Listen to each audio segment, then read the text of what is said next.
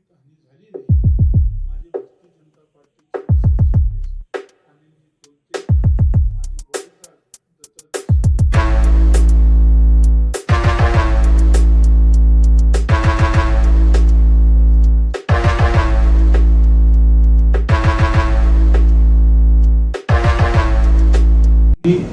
माझ्या गाडीचा अपघात झाला, पण कोणतीही जीवितहानी झाली नाही.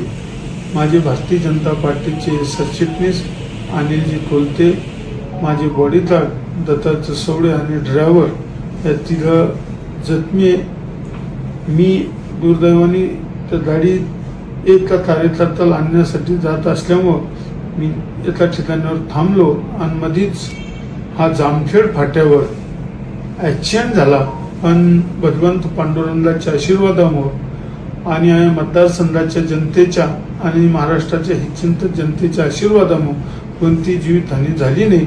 माझे तिन्ही सहकारी लवकरात लवकर चांगले हो हीच भगवंताच्या चरणी प्रार्थना करतो. कुणीही चिंता करू नये, आशीर्वाद द्यावा एवढी विनंती.